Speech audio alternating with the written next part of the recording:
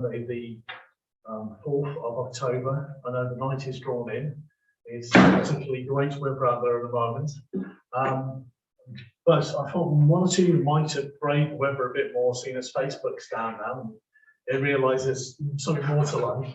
But we are we've got quite a busy schedule tonight on the agenda, so we'll get straight into it. If you don't mind sparing the pleasantries a little bit on this. We have one apology from Councillor Crouch, who can't make it due to health reasons. And we have a late Councillor Tyra is going to be a little bit late due to the reason of another meeting, and he's going to be here hopefully by around about 7:30. Okay. We'll get on to item 3, councillor vacancies. As discussed at our last meeting, we had a vacancy with Councillor Barry Cousins resigning. Since then, we have had 2 more councillors resign as well. At the end of September, we've had Councillor Josh Francis, who is leaving the council due to pressing career opportunities. So we wish him well for his short time in the council. Thank you very much for all he's done. We also have the councillor Luke Grave, who has handed in his resignation also. So that is 3 councillor vacancies that we have. We're not going to be electing any this evening, but I thought it would be wise to have that on the agenda to raise a discussion on how we might engage to encourage our local residents to apply to become councillors. So it's over to you guys. I've got a few ideas, and I've spoken about a few informally on this, but yes, Councillor Smith. I think we need to look at the demographic of the council and look at the demographic of the town. We are underrepresented in terms of younger people, with the exception of I think we need to start looking at trying to get a wider cross section of the community.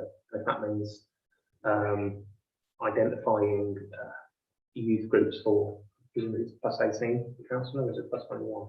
18. Yeah, I thought it was 18. I think that there'll be people out there who don't know what's involved. I didn't know what was involved until I started. We need, rather than just waiting for people to contact us, to get out there and see who's interested and try and tell them about it. That's very good, Councillor Smith. Councillor Lane.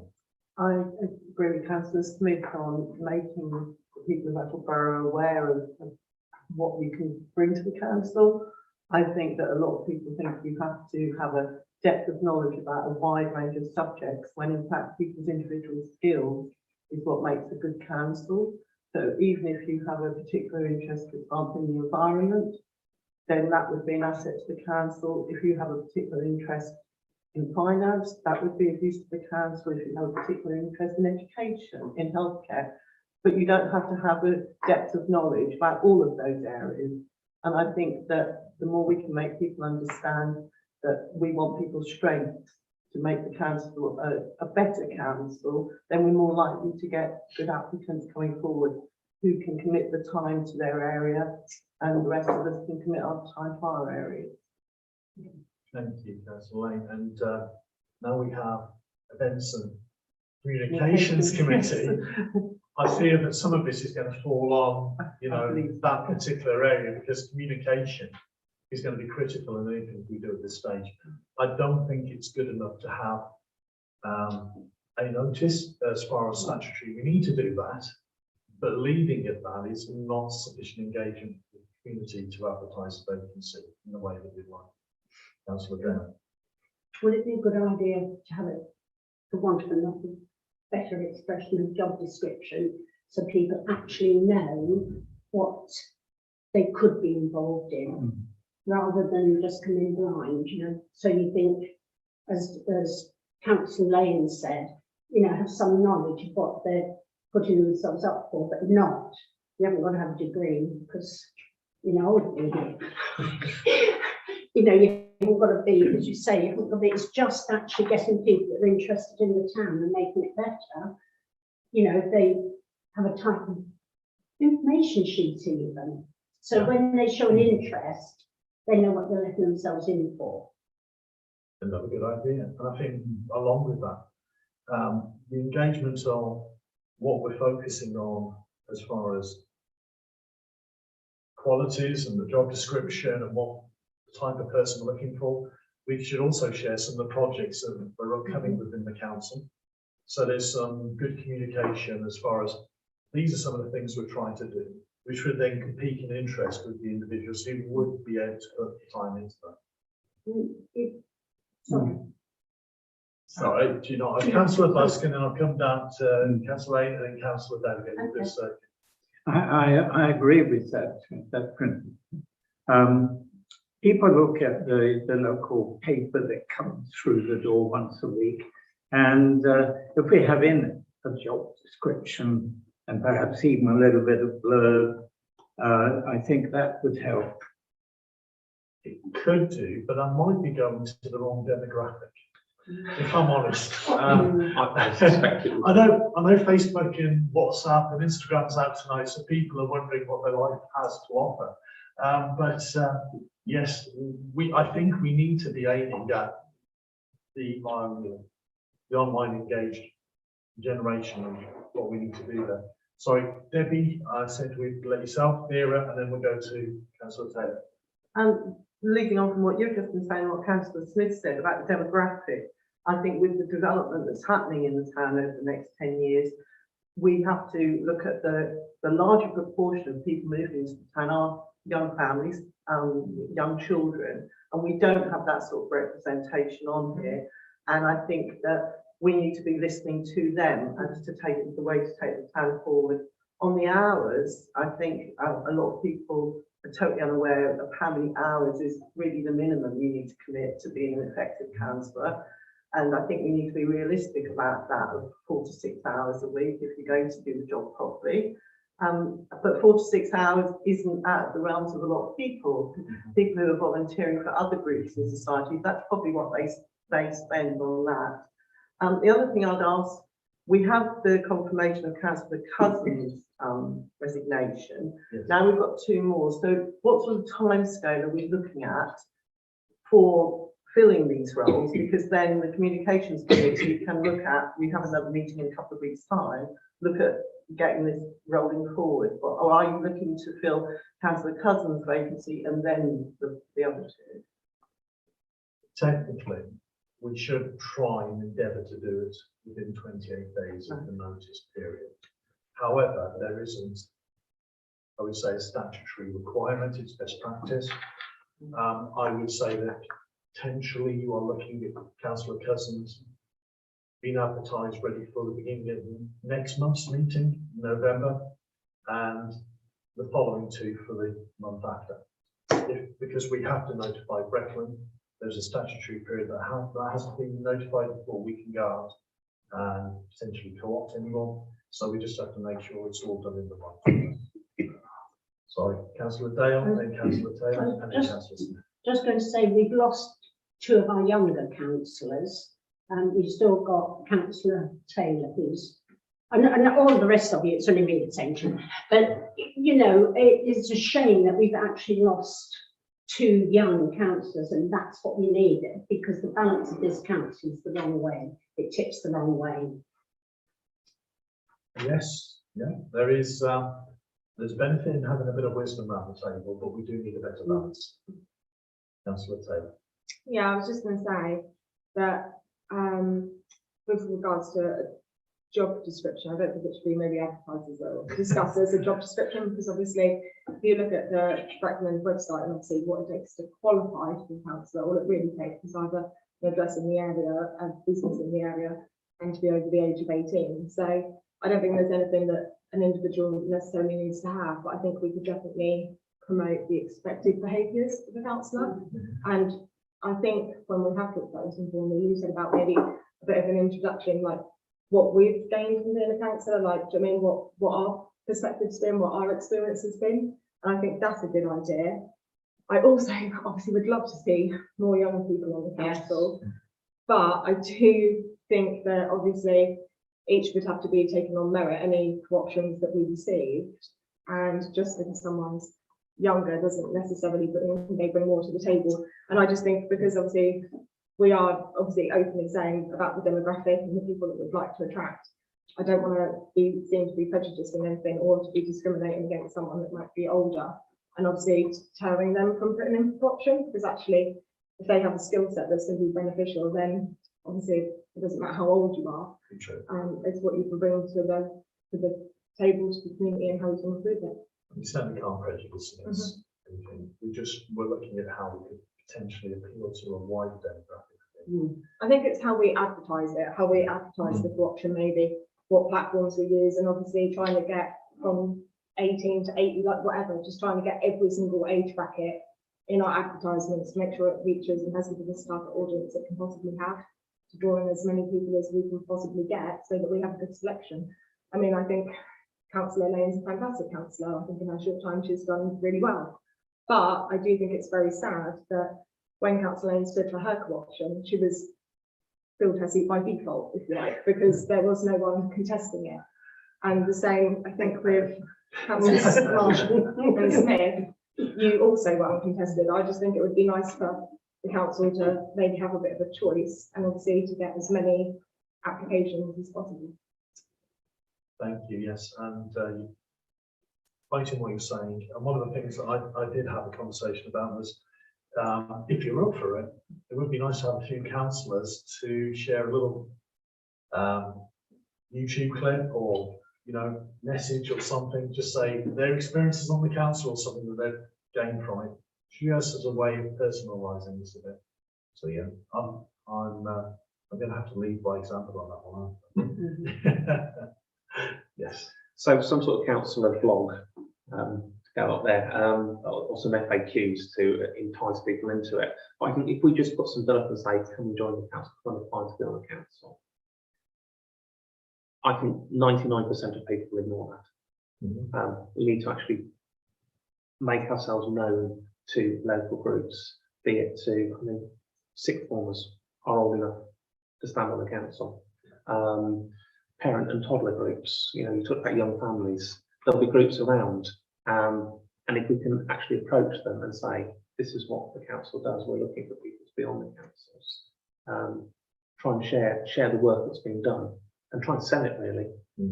I think if we put something out on Facebook, if we put something out in the newspaper, it's static. It needs to be pushed in front of somebody before they're going to take notice.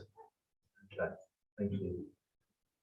Sorry, did I see your hand up? Yeah, just a brief one. I thought it was a cracking idea that Councillor Taylor came up with to do a sort of case study, and you know, and that's obviously then developing the conversation. I agree that we ought to look at the demographic and encourage young people, but you know, like you say, not necessarily got to be young people, but you know, we're trying to target and make the whole thing appeal. But I think the overriding thing is that people love the community spirit, and that's another good thing that Council Smith has brought up, and contacting other groups and societies and whatever, because those people have got a proven interest in their community. Thank you. Councillor Lane, Councillor Taylor, and Councillor Best. Leading on from that this is a warning to fellow councillors, but one of the areas that I would like to see looked at on communications is for all councillors to have a little bio on the website, the Town Council website, about themselves and how they decided to become a councillor, what their hobbies, interests, etc. are. And that's going to be an agenda item hopefully at the next meeting. So we can use part of that through this, because I think making the electorate aware of what a cross-section of people we have on the town council and what their background is might encourage people to come forward. Thank you. The new website, we didn't get the quotes in time to go for this meeting, but the free quotes are going to be presented at next month's meeting. And that has exactly that on the new website. Okay. Sorry, Councillor Taylor. Yeah, I was just going to say, when we're obviously discussing engagement and how we're going to advertise these vacancies, and you know, whether it's going to be social media, maybe in the paper or on our website. I know the web is now taking the turn for the worst, unfortunately, But we could pop a marquee or something up on Queen Square and just have a day out there where, you know, as many of us as can make it, the dates range. Do you know what I mean? It could be 5 of us, it could be all 15 of us. Have a day where it's, do you know what I mean, a banner up saying, I don't know, would you like to be a councillor or meet the councillors, and people could kind of engage with us. And just, do you know what I mean? Obviously talk to us like, would you like to become a councillor? What, like, do you know what I mean? Just something like that. And then they could come over, talk to us, well, what does it take? Or, do you know what I mean? What do you do? What, like, do you know what I mean? How many meetings a month do you have? Like, and we could answer all those questions, any questions that might potentially hold people back from applying because they don't understand it. I think there is a bit of a misconception with some members of the public. I know when things go south, sometimes there's like Facebook comments about those like brown envelopes, how much we get paid for being councillors. Do you know what I mean? Like, we don't get paid for this. We're like, do you know what I mean? This is a voluntary role. Like, and I think that some people don't understand that. I think some people actually genuinely think that we get paid to be here, and we don't. And I think if they're assuming that we're paid, do they think it's a, like, what, how many hours commitment do they think that is? Like, do you know what I mean? So I think if we could maybe have like an open session where we actually just stand and talk to people quite loosely, quite freely, I think that would probably help. Another good idea. Yes, Councillor Best. It's just regarding having councillors who are sixth formers. I do feel that with the responsibilities that we all have, there needs to be from a councillor some life experience that can be given rather than what they've learned from their schoolwork. You're very much entitled to opinion, Councillor Best. I couldn't disagree more, if I'm absolutely honest. On a personal point, that's a personal point as well, because I do think that anybody at the age of 18 has already had experience. And they perhaps have a tie into experience that we have missed out on in our generations. And we need to have that crossover because so many of our projects going forward are for the next generations coming through. So, yes, we do need to temper it with some wisdom and some life experience, as you put it, but to lose the vibrancy of youth and the experience and the vision that they have, I think would be a crying shame to our things. Yeah. Councillor Lane. I probably agree. I think if we're allowing people at the age of 18 to have the vote and fight for their country, they should be allowed to become councillor. Yeah. And they are. And they are. Yeah, they are, absolutely. I'm going to tie this up. I think we've got a lot of good suggestions there. We're leaving that with the capable hands of our clerk, and we'll try and wrap that up into something. But in principle, the ideas that we have and we've suggested, are there any objections to us acting on those? No? Okay, so you're giving us the license to start putting some of this into action. Yeah. Okay. Thank you. Right, declarations of interest for this evening. Councillor Bell? Item 11. Okay. And Councillor Taylor? Yeah, oh, mine's a pecuniary interest. Do you want me to wait until you get to B? I'm sorry. Sorry. Any All right. pecuniary or any other interest, shall we say? Okay, B, pecuniary interest. Yeah, mine is item 16. So I'm engaged in ongoing litigation with 2 of the 3 councillors named in this man's complaint. Thank you. Right, pecuniary interest in item 11. Thank you. Any other interest, whether they be normal interest or pecuniary interest? No. Public participation. Welcome. The floor is now yours if you have any questions. Not at present. No, okay. You may do by the end of the evening. Okay, we'll draw that to a close now. I should say that there have been a number of questions coming to myself with regards to item 11 this evening. If it isn't objectable by council, we'll be discussing them because they are to do with that item. Councillors are in agreement to them. They won't be making personal representation here. It is by form of email, so it will be read out as we go. Okay. Item 6, minutes of our last council meeting on the 6th of September.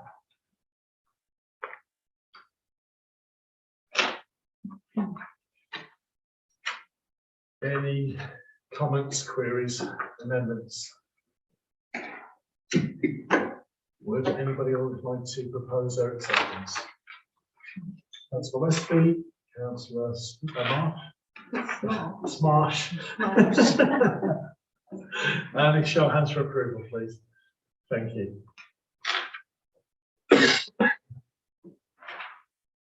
And on to item 7, planning matters. Those are item 7A, responses received to date. Any comments, queries? If anybody would like to propose that we ratify them, my tongue is gone. Barely had me sleep this weekend, I do apologise. I start to get spiked. Let me start you. Right, so anybody want to propose their acceptance? Councillor Lane and a seconder. Councillor Buss and Michelle hands for approval. Item 7B. We have 3 items on the agenda that are not due yet. Are there any comments for item ending 1246F?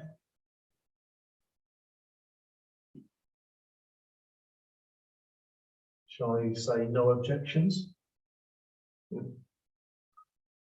Item ending 1317HOU. So a single story front rear extension. No comments. No, so no objections for that also. And item 1325F.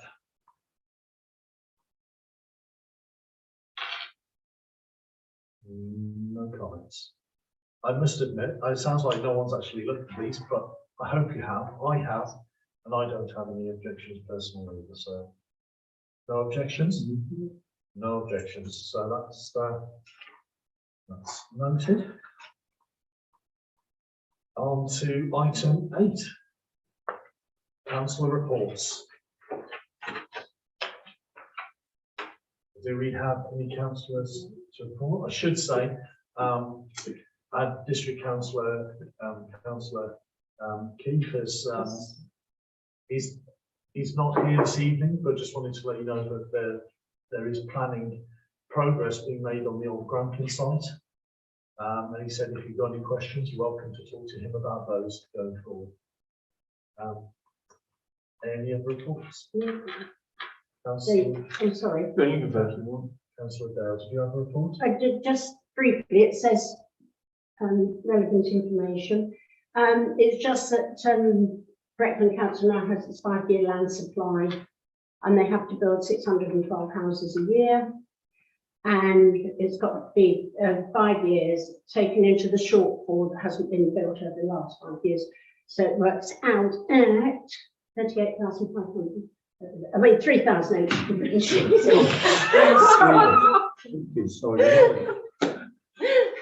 Over the next 5 years. Thank you for the clarification. Thanks, Danny, was very important. Yeah, I was about to, yeah, anyway, I'll leave that there. Thank you very much. Okay, Councillor Westmead. Yeah. Just a very brief report, as we've got a full schedule, but as chair of the personnel committee, we had a recent meeting. We agreed that we will maintain staffing levels at probably what they are at the present time. There are 2 vacancies at the present time, one for a member of ground staff and one for a new part-time caretaker to share the load with the current caretaker, who's supposed to be part-time and is actually working nearly full-time, bless him, and starting to feel the strain, I think. And the other thing we discussed was training for the clerk, which as she's new into the position, and we're going to give her 6 months to get settled in. And then, hit her with the rapid training after that. So that was a brief summary of the health and that. Thank you very much. Okay. Any other reports? Councillor Lane. The Events and Communications Committee met for the first time last week, and we had a very full meeting. The draft minutes are now out, and I'll make sure they're circulated to all councillors prior to our next meeting. And any councillors that aren't on the committee, more than welcome to attend and join us in moving us forward on communication and events. Thank you very much. Okay. Item number 9, financial matters. Under A, to authorise payments. Do we have any questions on the payments or queries? Yeah, it just relates to the photocopier. Is it on a lease? Yes. Thank you. No, that's not. That's okay, that's fine. It will be reviewed when it is due for renewal. I hope that's the unspoken question. Anything else? Would anybody like to propose their acceptance? We'll go shy tonight. Okay. Councillor Marsh, with Councillor Lane second, and a show of hands for approval. Okay, any objections? Actually, I'm just going to say it, I want to be as transparent as possible. I don't know if I should declare an interest in the negligence claim. Yes. I think I probably should. I know I left the meeting when it was discussed, but if you could just put it down. Yeah, thank you for that. I've only, Sometimes it's hard to pick up. yeah, I did, obviously, when the papers were sent, I did read it at the time. I'd obviously got to note it. No, that's fine. Thank you very much. Item 9B, direct debits. Any questions, queries, comments? No? Anybody want to propose their acceptance? Councillor Westby, Councillor Dale, show of hands for approval. Any opposed? Any abstentions? Councillor Busk, I didn't see which way you Sorry, voted. is this 9E? B. B, I'm sorry, no objection. Thank you. 9C, which is to receive income. Likewise, any comments? No? Okay, I'm going to propose that we accept those. Make it easy. Councillor Ellis to second that, and a show of hands for approval. Thank you. And item 9E for information. But is there any questions on this item? Councillor Busk? 4056 and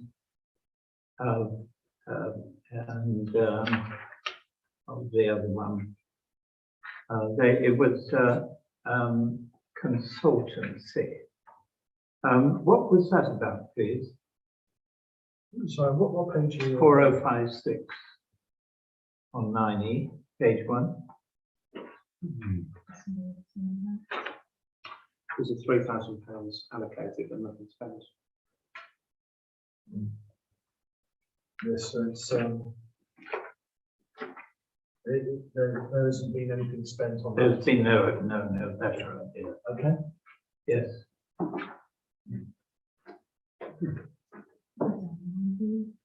No, we've missed one. Have I missed D? Oh, yes, sorry. Let's go back to 9D, sorry. 9D, which is for petty cash.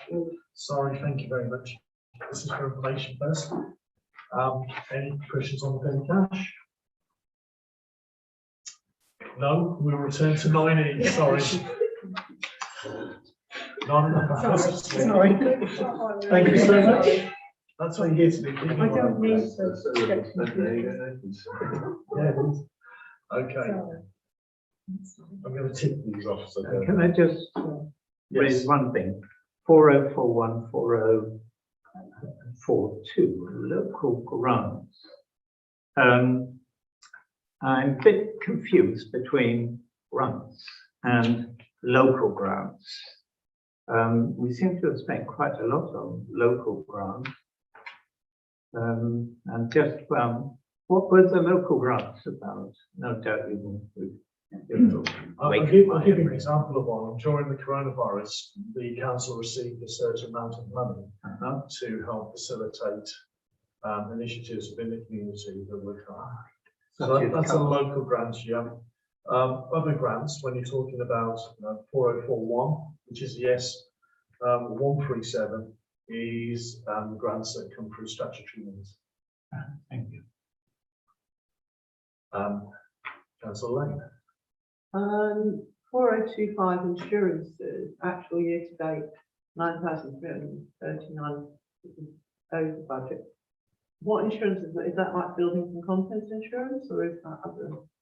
It is building contents, but it's also to do with vehicles and other things as well. Just going back to that local grants. 3,000 budgeted and 10,123 spent, and you said that that's partly because of additional money that come in. Yeah. Has that additional money been added to a separate line? I don't know. Okay. But we can have a look at that. I'll have to go and analyse them when I break down. So.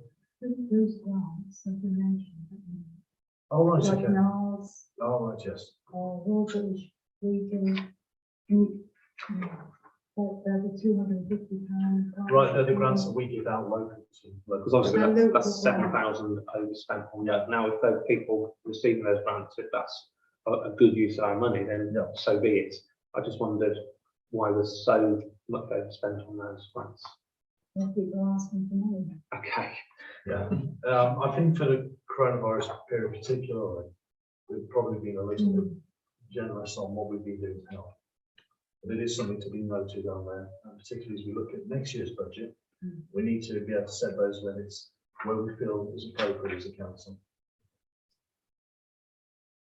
Okay. Thank you. Thank you. Councillor Lane. Would it be possible for us to perhaps see a list of who we've given the grants to at some point, because they may come back, if they're coronavirus linked, then but they may come back next year and ask again if they're not coronavirus linked. I'm sure we can get something to be able to show what we've donated in the financial year to date, yes. There's a list on the website. There probably is a list on the website, Okay, so thank we'll you. get a link to council. Thanks, Okay? Anne. I'll have a Right. look though, just to make sure. Right, anything else? Right. Item 9F, completion of the audit.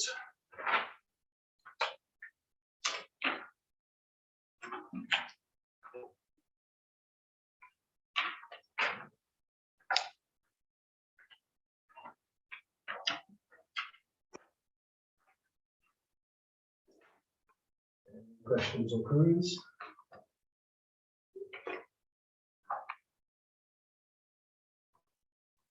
Yeah, sorry, but on the section 2 of the audit, there are 2 columns, which I'm presuming link to 2 different years, but there's no indication of which years they are. Look at my printed copy there aren't. Yeah, that's not great. It will be the first column, what I'm right in saying this, will be the previous year, and the second one will be year 2021. So the left column is 19 to 20, and the right column 20 to 21. That's right.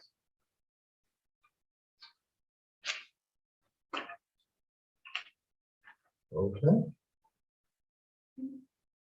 Yes, Councillor Taylor. I was just going to say, access for council approval. Did you? Yes, yeah, I can accept, propose its acceptance. If anyone would like to second that, Councillor Lane, and a show of hands for approval. Thank you. And the last one is for information, 9G, which is the second precept. Which is Okay. That concludes the financial matters. Correspondence, 10A.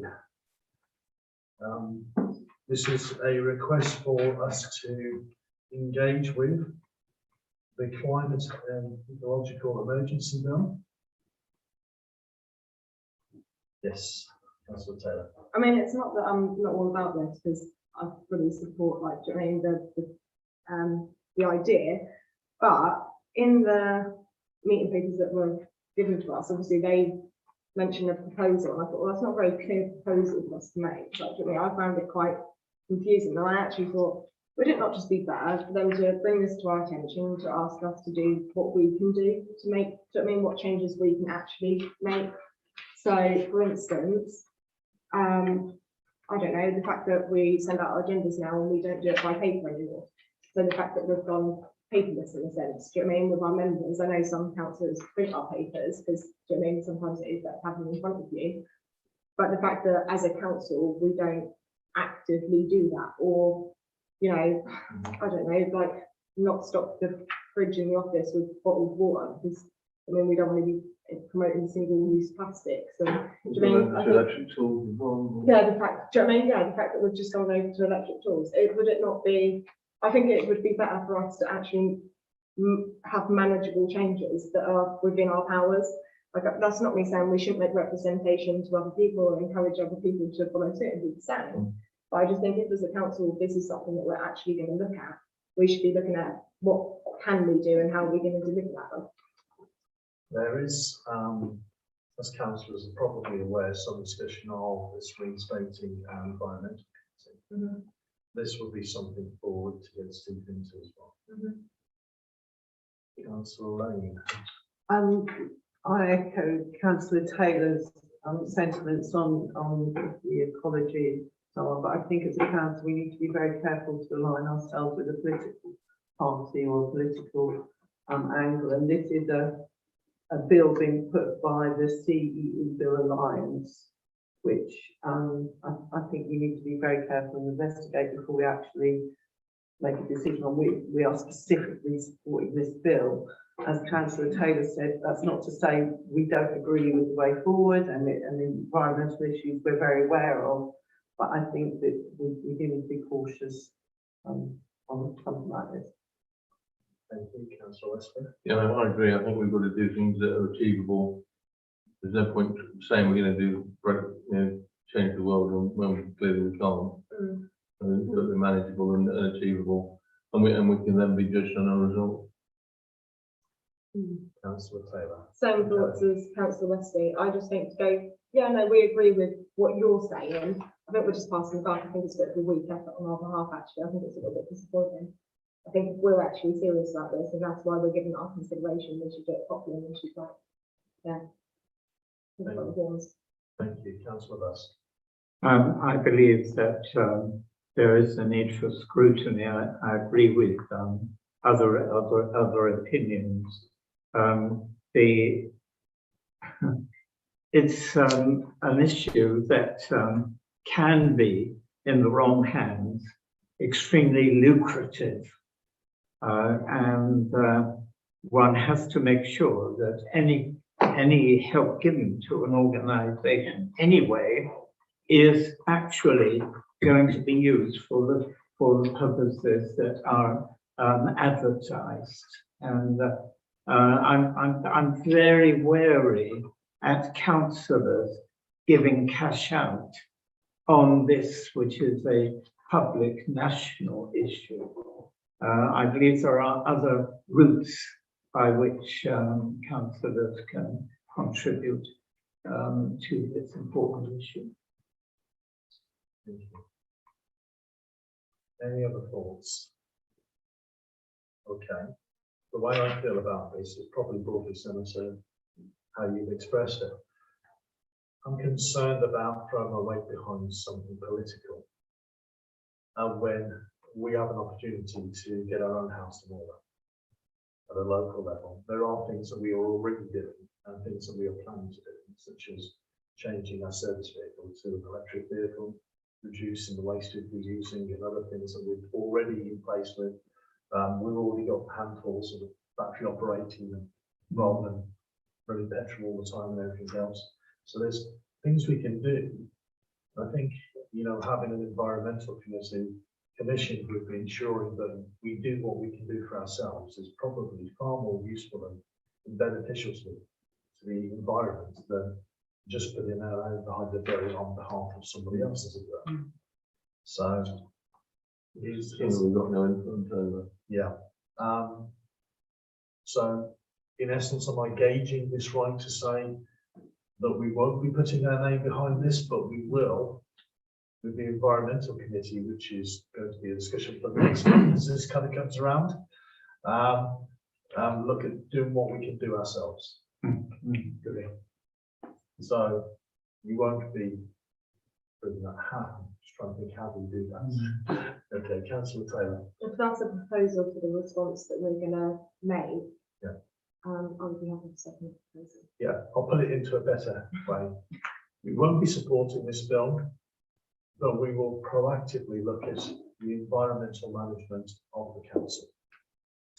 Okay, so second by Councillor, are you happy to still second that? Yes. And a show of hands for approval.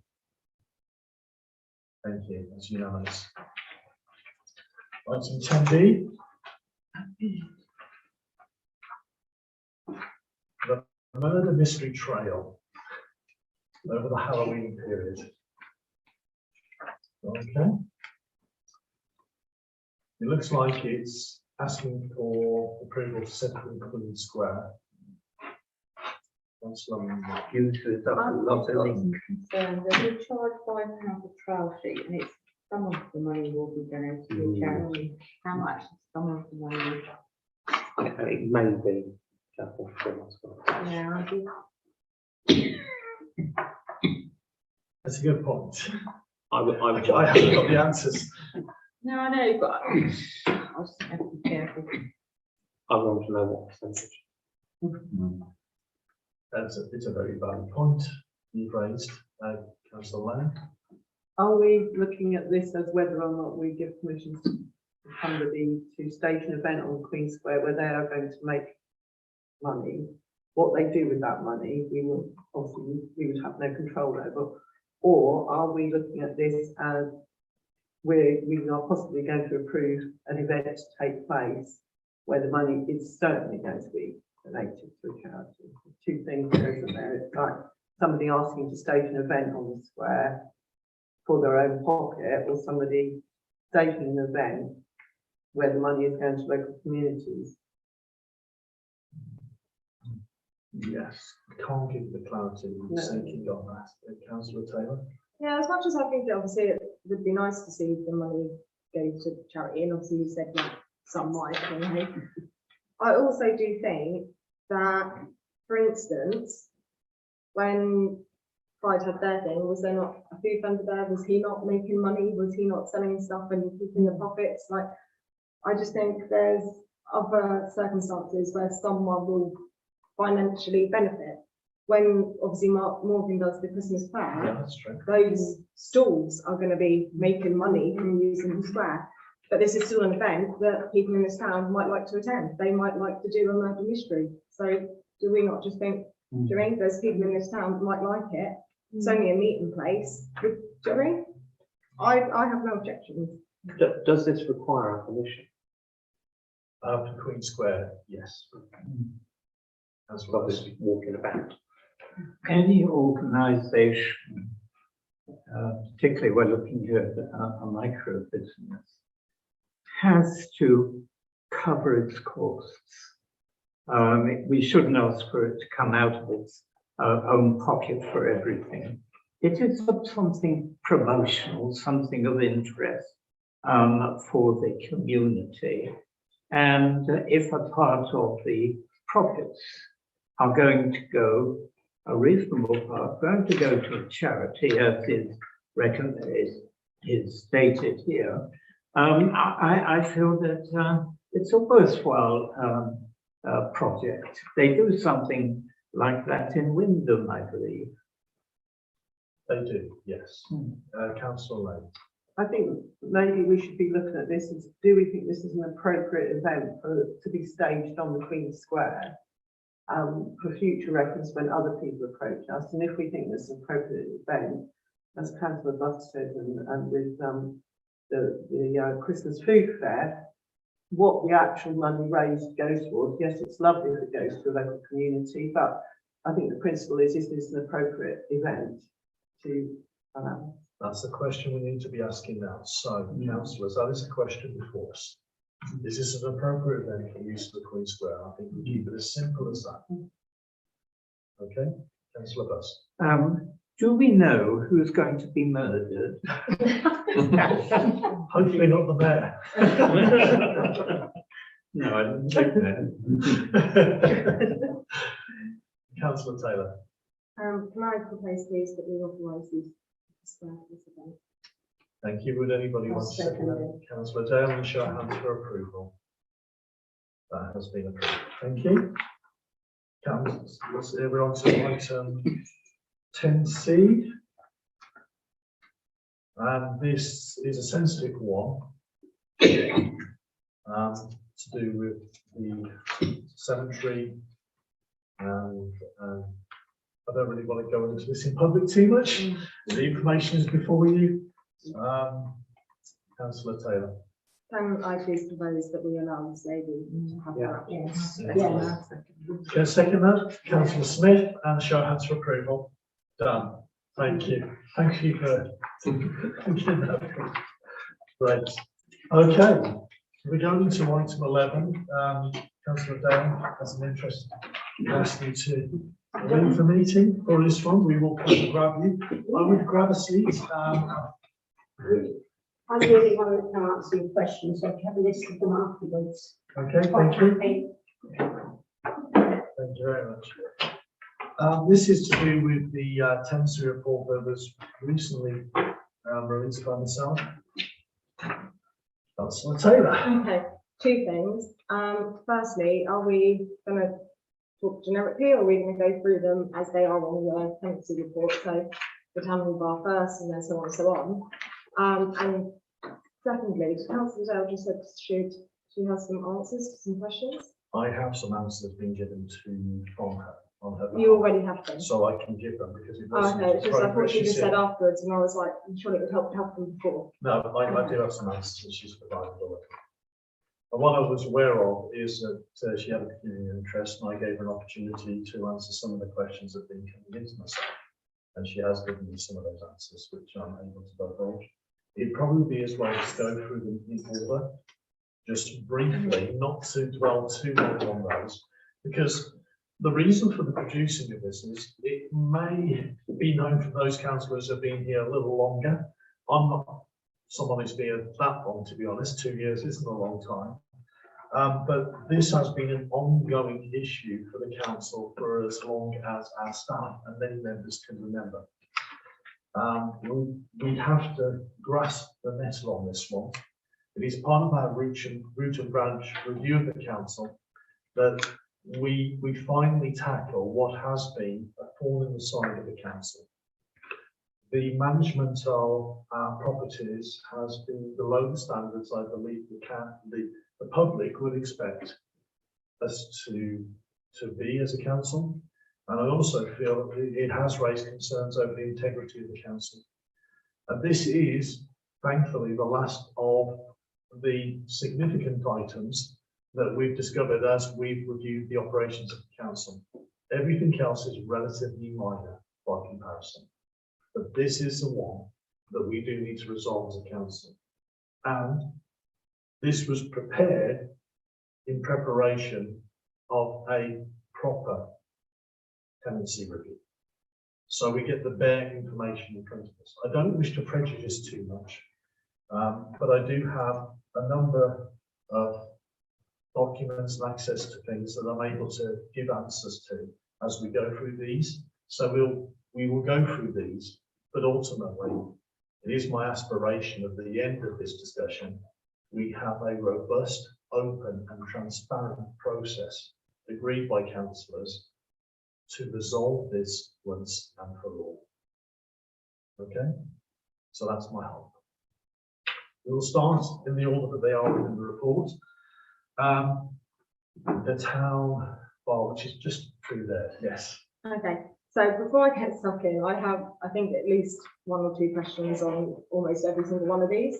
So I'm just going to apologise in advance for that. I probably am going to upset a few people tonight.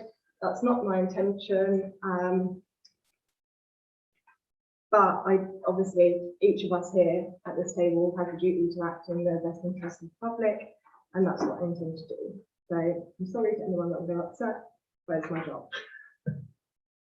No Can I go apology on with my needed. questions now? Go for it, yes. Okay, so on this one, Yes. being the first one, the questions that I had was, obviously, on the income, it says £160 per event. Yes. Is that per every single event? Or No. is it just the Friday and Saturday night events? Thanks for, and I've got clarification on this. Mhm. Thank you very much. Yeah. On a Saturday or a Friday or Saturday evening, it's £160 per evening. Mhm. But during the week, there is no charge. Mhm. Okay? I just wanted clarification, because when I read this, I thought I was on the council at the time, and I was sure that that was not right. The second question was, do we own the equipment? Because it says that the council is responsible for the building and the tenant for the equipment. It's my belief that we own the equipment. So is it just if they break our equipment, they have to replace it? Yeah, I just wanted to check that as The well. upkeep of that equipment, but we do own the equipment, yes. Sort of all the parents. Yes. And my last question on this one is the process for the booking of the bar, is that included in the tenancy agreement? Because I think historically, if a booking was made for the hall and they wanted the bar, the council would take that booking and then they would just ring the tenant and say, right, we need you this night, this time to this time. Whereas I actually believe now bookings are made directly through the tenant, is that right?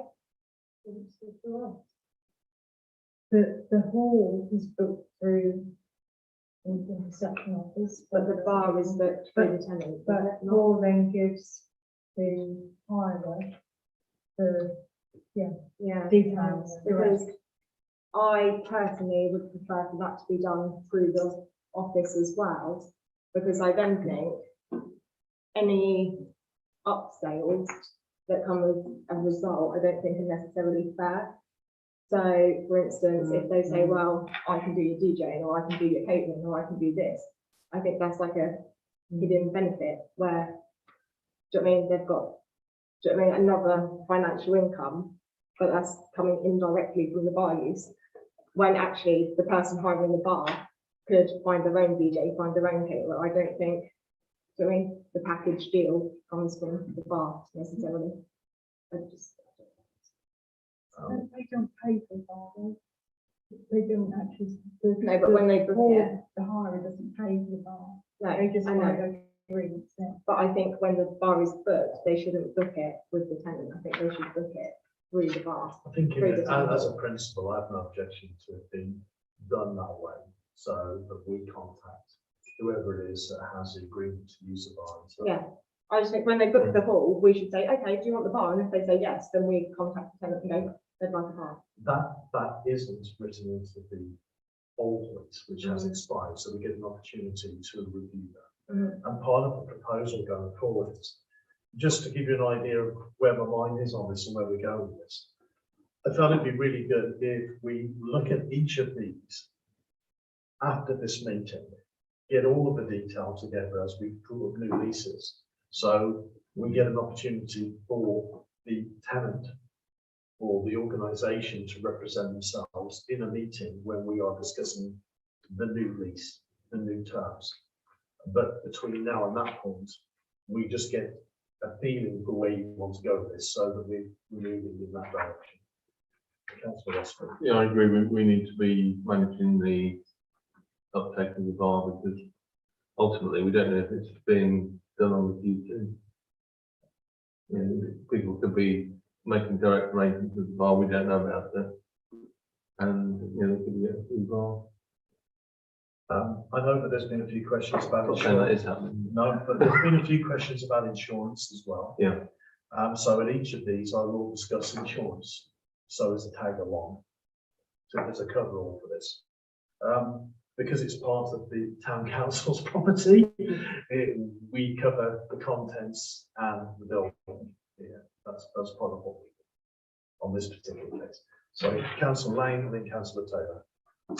I think what Councillor Taylor is referring to is like when you go to an undertaker and they offer to get the flowers and you know, do everything. Then I think that's what Councillor Taylor is saying. We need to stop that happening. Going on to the actual the league. Although we understand it might be prudent to explain to those watching from home which committee on the town council would normally oversee this and how rent reviews are done. Because this was 14th of November 2017 to the 13th of November 2020, agreed at that rate, where one assumed there was a rent review and valuation, something done. And we're now talking about doing it again amongst ourselves. Yeah, now that's a very good point actually, Councillor Lane. Many of us are new around the table. There are very few of us that were on the council when these things were agreed. There are very, very few of us. In fact, I can only see really one councillor that ran any part of a committee when these things were agreed around the table. The point that we're trying to do here, sorry, yes. Yeah, I don't want to feel like I'm like hiding behind anything. So I obviously at this point was on the council, but I was not on the GPNF committee that was obviously dealing with the issue. But I was. The General Purpose and Finance Committee, the acronym is, that committee were delegated the authority from council to do the rent reviews and to agree rents. We don't have a General Purpose and Finance Committee anymore as a town council. We are trying to keep it more open and transparent, and any future lease, I suggest, would be beneficial to be discussed in full council. So all councillors around the table are made aware of the details of them. We can be open and transparent with the public about what we're doing and why we're doing it. You can represent as well, and that way then we just stop the conversation of being done behind closed doors and all the other accusations that can kind of come against the council in these circumstances. The councillor does. I thoroughly agree with your comments on that.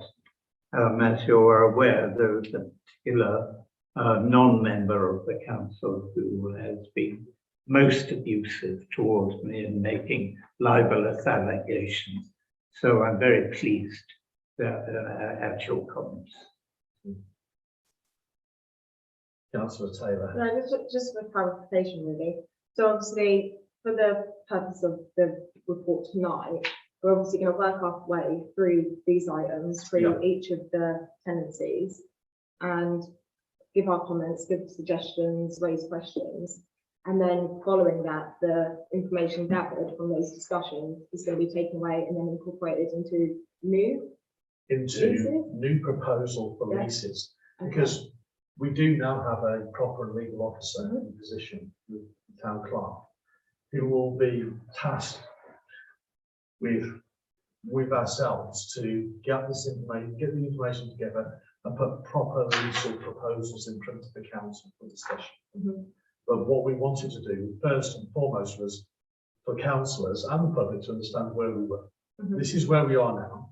Before we pursue that next process, and the first anybody hears about it is there's a new lease on the table. We wanted to gauge your opinion on this before we went. Okay, Councillor Mark. Can I just ask, on this one, it's like the tenant, and this lease has run out, so are we putting it out to tender? The bar goes out to tender. Yeah. So That will automatically happen. It's fine. Right, it's a bit of an anomaly, and that's why it's in front. Councillor Ellis. Mind you, this one did not go out to tender. I can say that because my brother was involved in it. And that didn't go out to tender. We took it over straight away from the person that had it before him, which is he used to run the Wyndham Rugby Club. And it didn't go out to tender because the Griffin could have tendered for it. The Tavern, the Cock, and all right, Adam's in town because he runs the wine bar. But as far as I know, 99% certain this didn't go out to tender. Councillor Ellis, I wouldn't be surprised at all if you're absolutely right. I haven't seen the detail to confirm one way or the other. But having looked at the historic records, I can say that we are looking to operate in a totally different manner from now on. Okay, if we look at the next one, it's just really an opportunity for questions on this. This is the car parking area at the back of Andy Tree. Councillor Taylor. Yeah, so firstly, obviously it says that it was valued. Do we know what the value for it was? Yeah, it was coming up to £7,000, 600, 850. Okay, well, Sorry, how much? 6,850. Did that go before full council? No. no. I know that one. So it ran out in 2019. As a councillor, I can tell you the first I ever knew about this was when it came up on one of Hancock's breakdowns for his costs. There was the valuation and potential sale of this land, and I did wonder what was going on. But obviously, having looked at it, obviously it has expired. I did take notice of the new car park at the train station, which, to be fair, is £3 a day for the parking, which I did think, and I know they do a yearly pass, which is, okay, like the only person with this thought trail, obviously.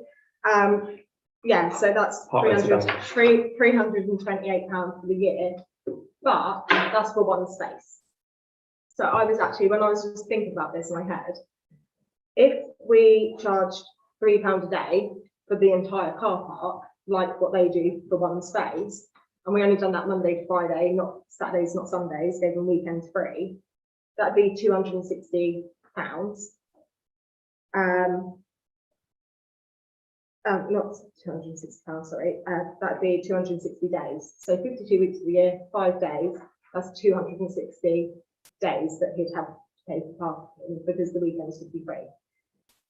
If you've done £3 a day, that'd be £780.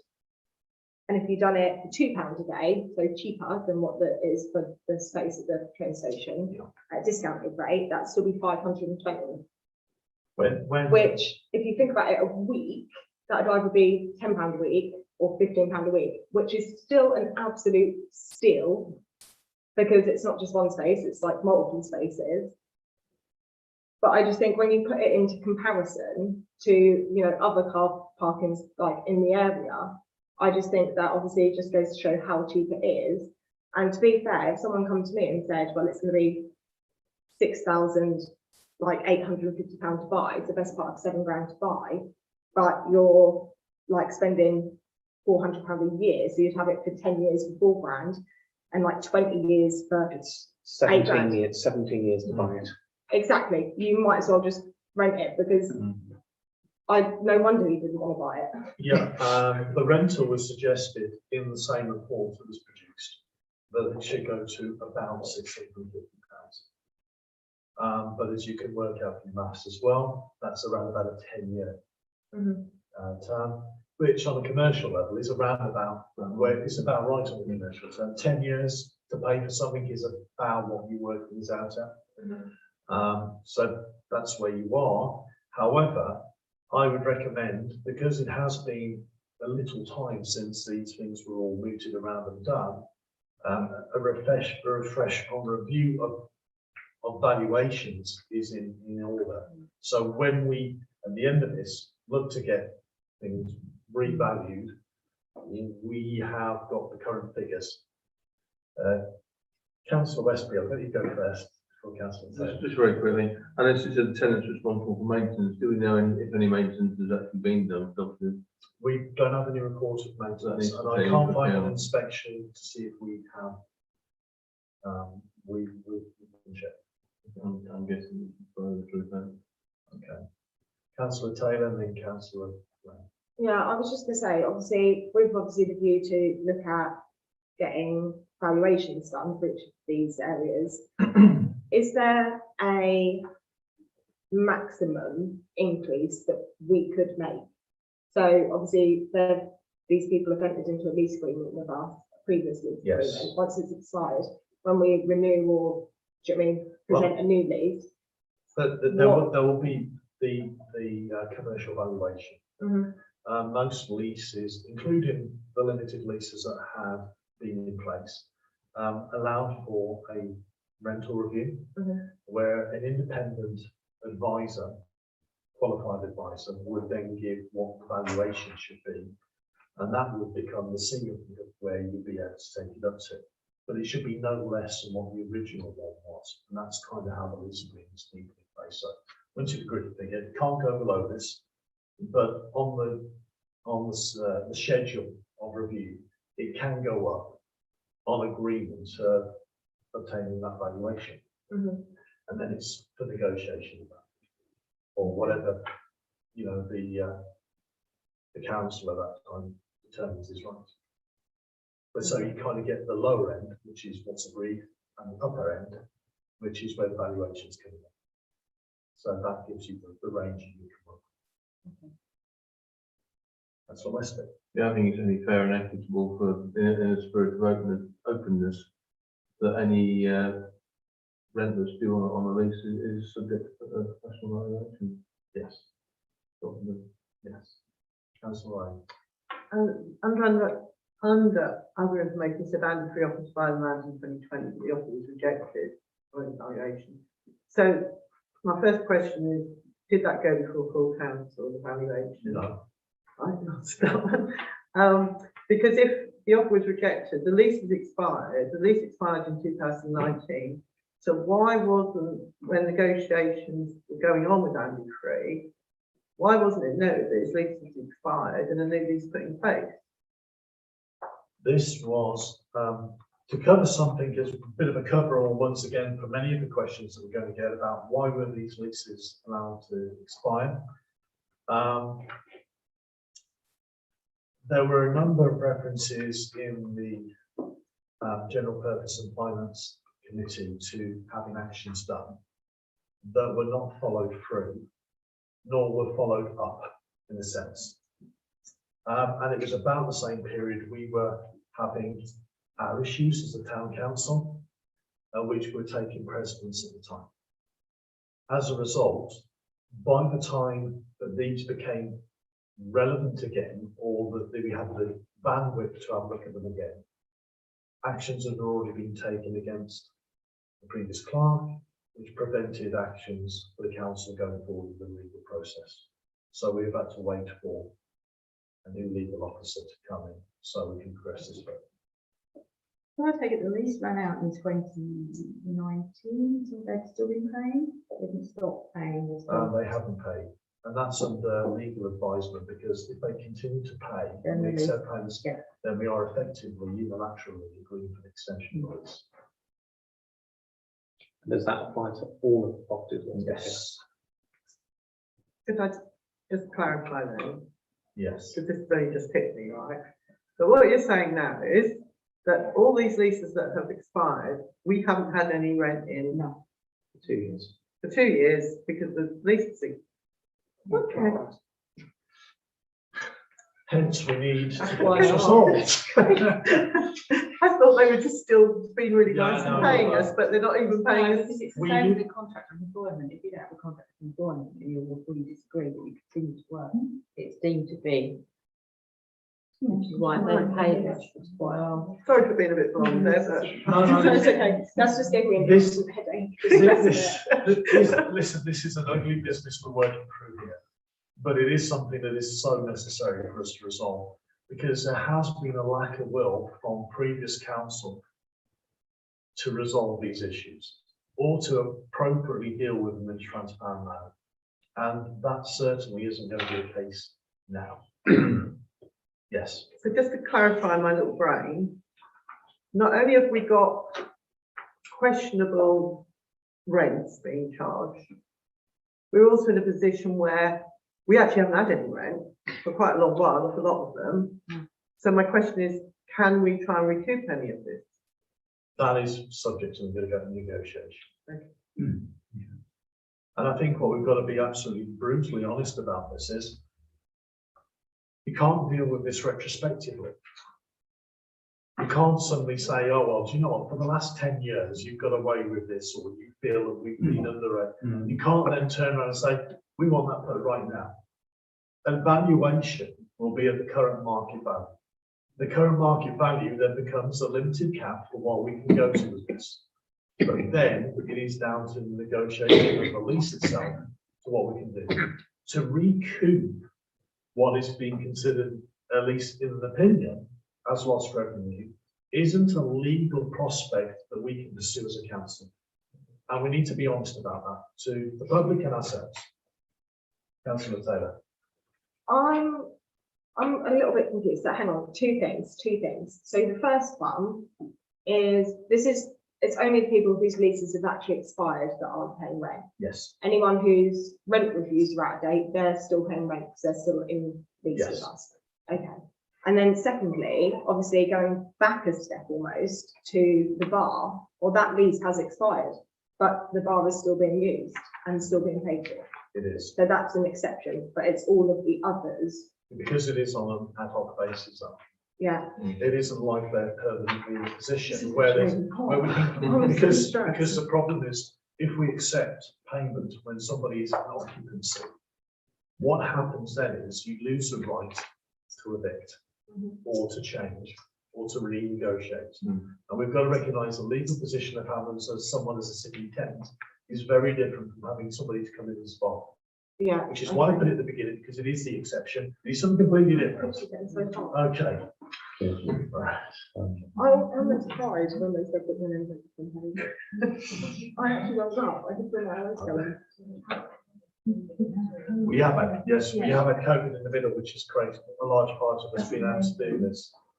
So, Andy 3, I think we've covered. So the plan of action there is where we're going next is with the new evaluation, we will sit down and we will put a proposal of either purchase at a purchase price or a lease price if it is to be pursued. And that's where we go. Okay. Do we need a proposal for this? And also if we look, I mean, I don't know how far down the line we've got. Have we already started looking at, potential people to do the valuations, or is it going to come back at another meeting and Jermaine will say, Jermaine will appoint this company to do this work for us? Will that be discussed in maybe our next meeting or The next council meeting, because we don't want to prejudice the course of action that the council is taking, we're having to be very careful legally here. It does mean it takes a little bit longer. With your approval, we can have a proposal now before we even get into this to get the evaluation on all of these properties I think that's a good idea. and have it presented for the selection of that person at the next meeting, having received the quote. So Debbie Lane proposes that, and to second it and then show of hands for approval. So there we go. That's the building block for this. Once we see 3 tenders for pre-tenders evaluation. for the valuation, yes. And is that just the valuation of the properties listed on here? It will be, yes, because those are where the tenancies are concerned. Okay. Right. And that forms the basis of all the conversations going forward, because you cannot discuss potential loss or anything else until you know what it is. You can make a guesstimate of there, an estimate of what it is. And, some of us, like Councillor Westby, are more educated in this. So Evaluations. it is something that we can do. Right. But it is to answer specific questions on each of these as well, and give the opportunity to have candid answers. The next item is, or the next part on this is the pavilion. I did a little bit of looking around at commercial properties available to rent, range from light industrial and offices, all local, all available, and it came up lots of different prices, but an average of around about £15 per square foot per year. This is 41 pence per square foot per year, compared to the average, which is coming up at £15. So leave that there. Do we know if Vera charges a less amount for children going there than a normal nursery? I don't know that.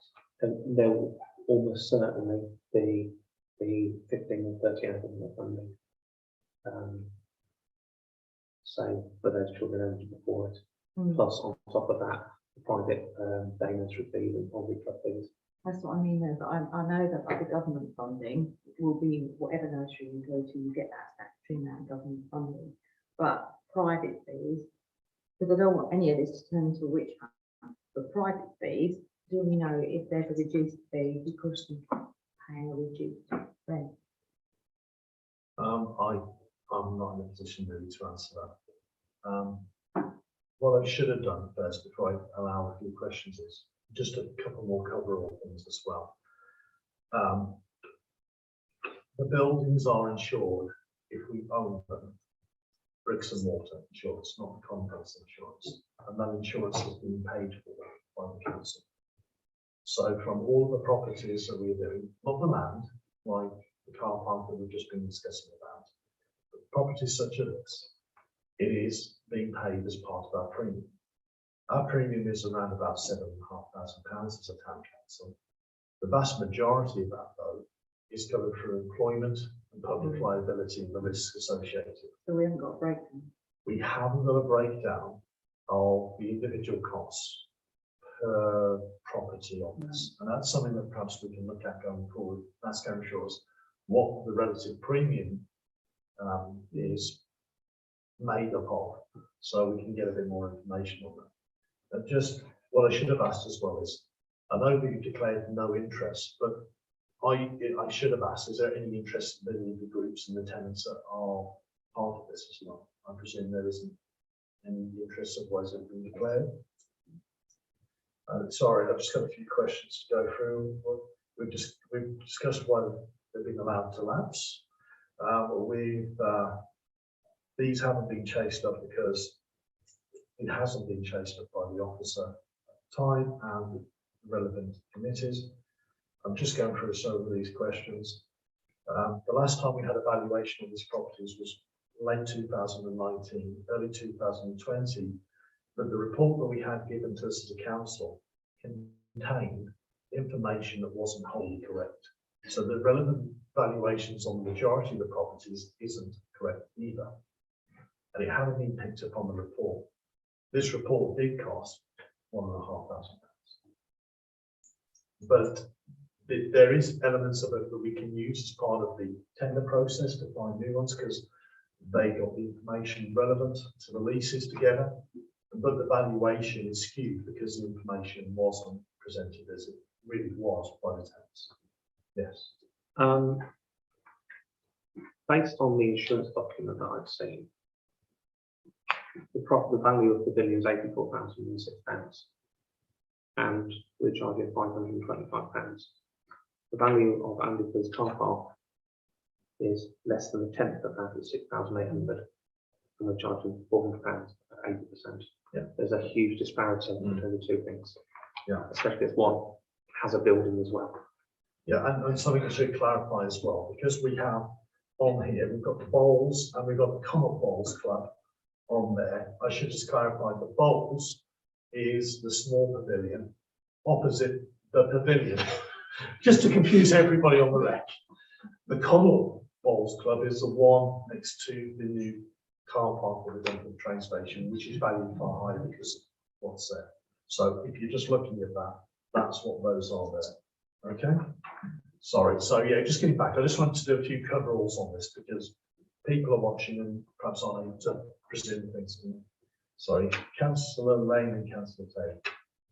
So the public are aware, I'm aware.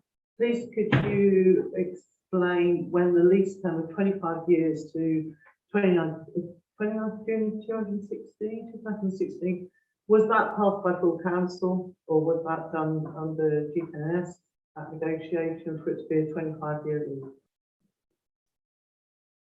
Oh, you've asked a question and we've got to confess this, and really, as a town council, I wasn't even a councillor when this happened, but it was not presented to any committee or council.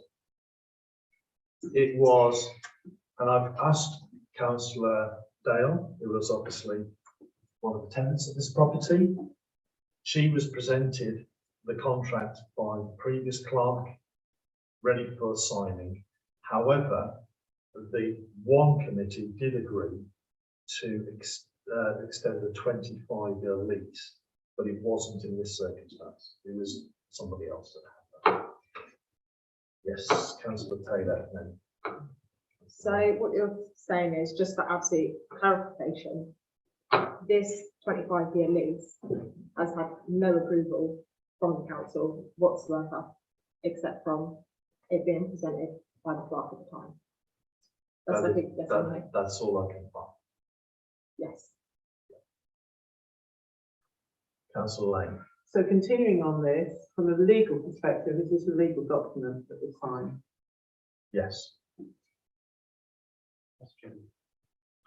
It says the rent review is overdue. As the lease term has another 20 odd years left on it, does the lease allow for increase in rent, or does the lease cap any rent increase? The rental review on the lease agreement asks, as I said previously, for an independent professional advisor to give a valuation. That becomes the upper figure, but we can't go below this figure. Right. Not that you want it, I know, but I'm really careful to try and remain impartial to this and just give you the facts as you've asked them, because you need to be armed with this information. Councillor Taylor. Sorry, like with that just went over my head. Going back to what Councillor Marsh said, I might be wrong, but I think that Councillor Dale is actually one of the only nurseries that does the grant subsidy thing where you obviously it's like cheaper, but I would assume that's then made up for by the grant. Yeah. So, but I think she's one of the only ones that offers that. But obviously that doesn't mean that her income's any less than it's made up for by the. Yeah, that's my understanding only. Other questions that I had to write them down because I had so many. I've I'm got so a lot sorry. here, and you know what? We're not going to get through all of them tonight, I'm afraid. If we want to finish at a reasonable time. Sorry, because That's okay. I know I'm a pain. When it says obviously work's been done, do we know what work? Yeah. How I've much it got, was? Councillor Dale has given me a summary of the works.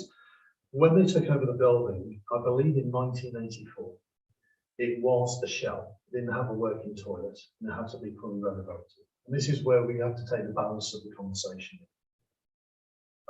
There were works of over £5,000 at the time, followed by more works to get the roof that was sagging of around about 3,000. All in all, it cost around about £12,000 to get it habitable. Over the period of time that she's had it in occupancy, with the change of the roof and other things that have gone on there, such as fuse boxes, electrics, wheelchair access, replacement of walls, discount down here, replacing rotted wooded areas, anti-vandalism, shutters, and so on and so forth, and improvements to it. The figures that these add up to is around about £28,500. That is being expended by her on this. Since 1980. So over the last 37 years. Yeah. There are other maintenance and upkeeps, but those are the main figures. Councillor Westby and Councillor Day. Can I make a suggestion to wrap this up as quickly as possible?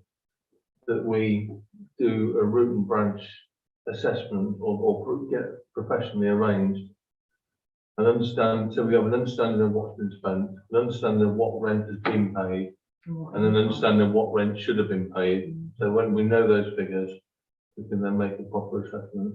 I'm absolutely sure in my own mind that it's woefully underpaid, but we don't know But do we need to to what look at level. income as well?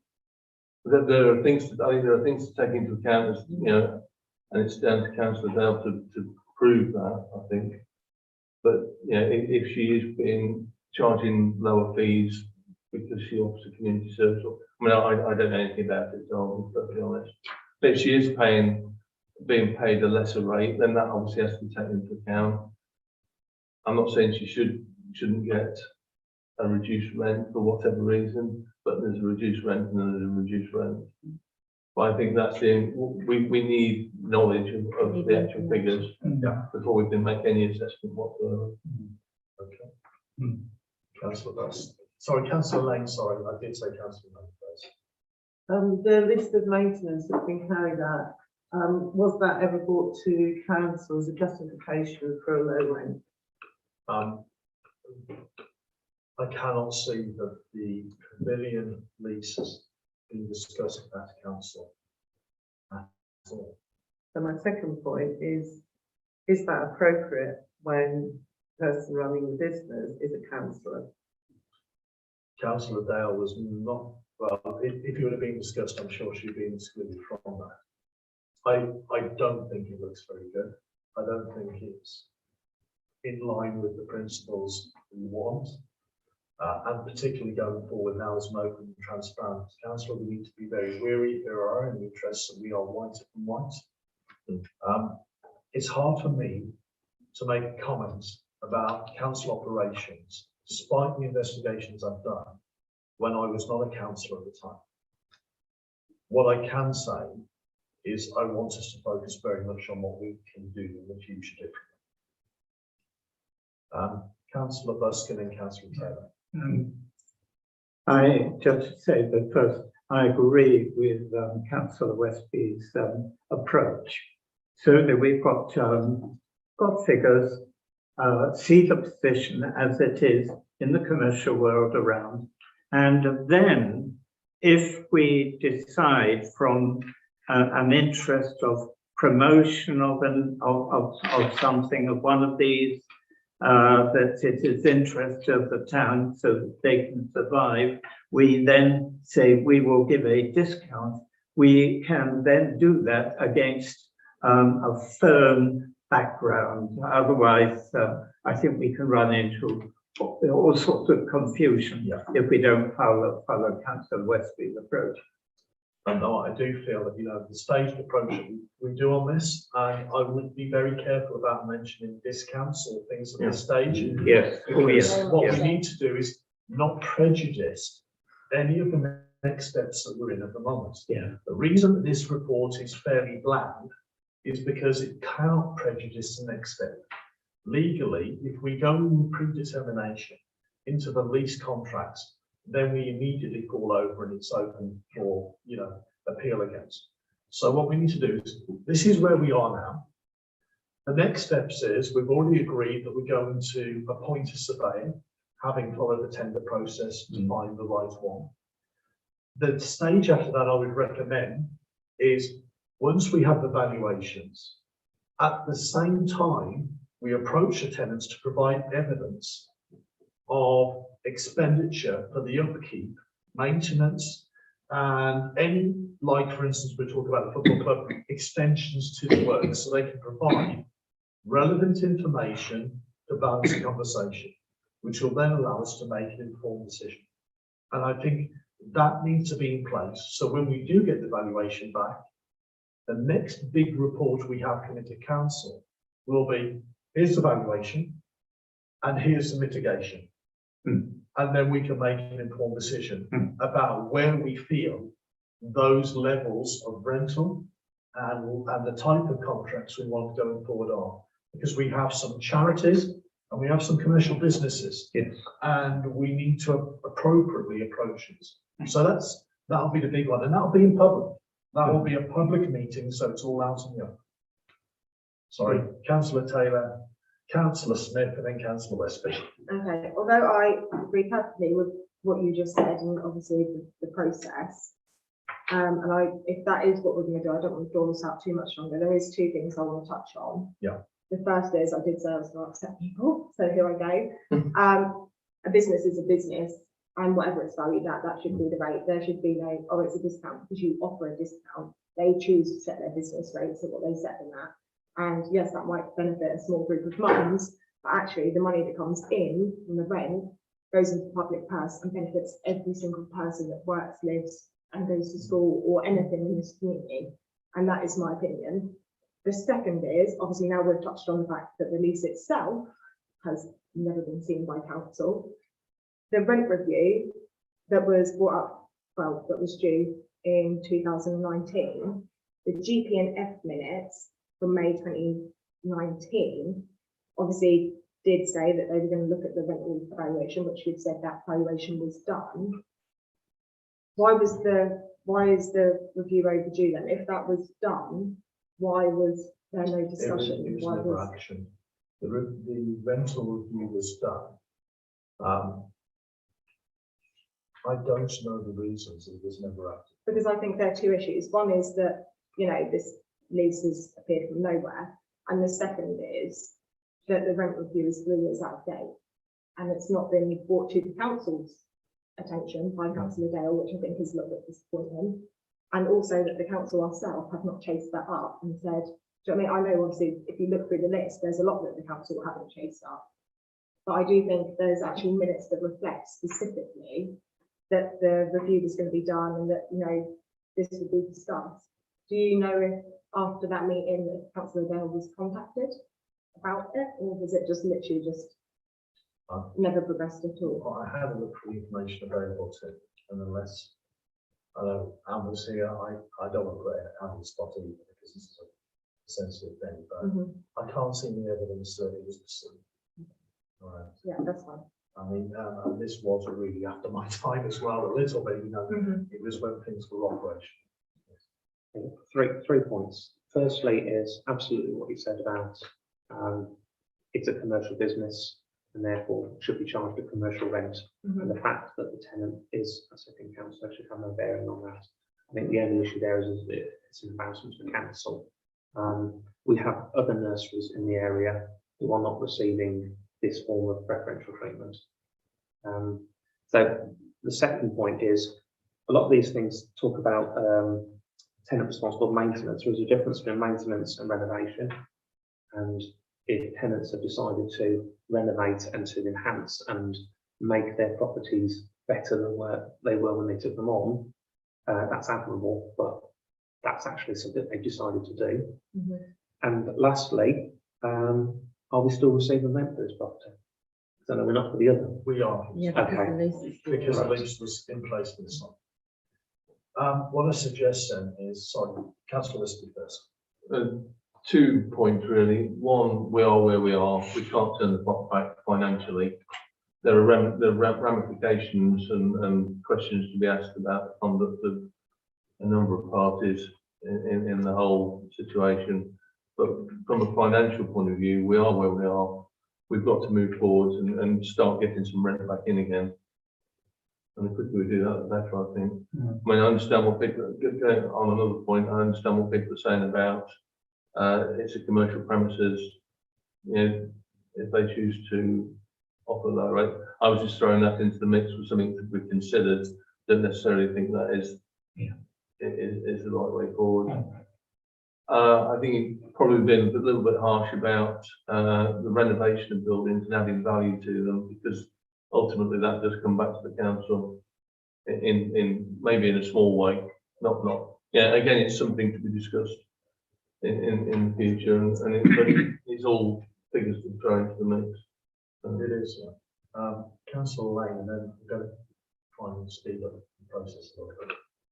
I see this as two separate things going on here. We've got how we move forward, and how, as Councillor Westby says, we start recuperating some money. That's one issue, but I do think At some point, we owe the electorate an explanation Mhm. of how we've arrived at, or how this situation has occurred, from what information is available, and explain to them about what processes should have been in place that weren't acted on, so that they actually start to understand that we're aware of why we've ended up in this position, but this is the steps we're now taking forward.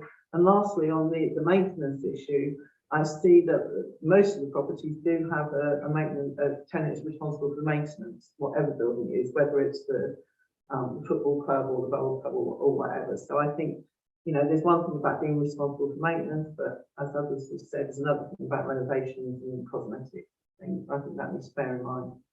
Thank you. I think that's their approach, yes. Part of this will be, once we have completed this and we've gone through this process, I'm very happy to put a report together to explain some of the shortcomings as more information comes in. So, are there any more questions about the properties within here that you'd like addressed? I've got one or two that have been put in that I will address, but if there's anyone else.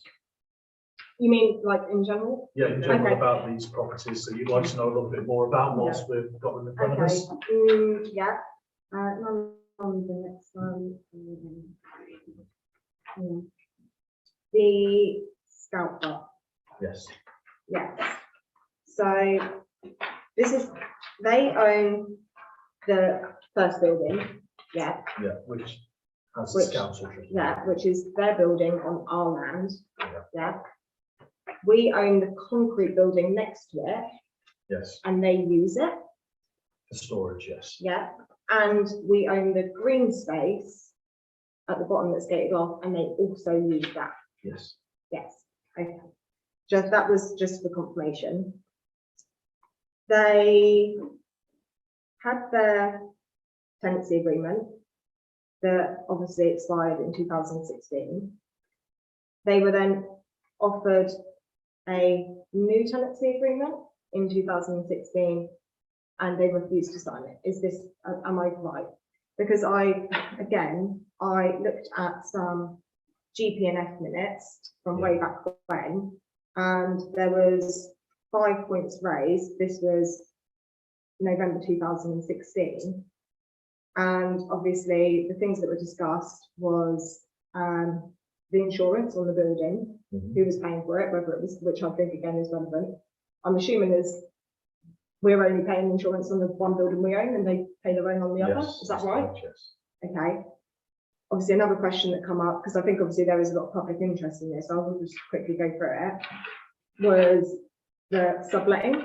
So in these minutes, it obviously says if they sublet it, like they should agree to active behaviour rules, bits and pieces. So it's also my understanding that we've had no income from them to date. Right. Yeah, but actually they do sublet.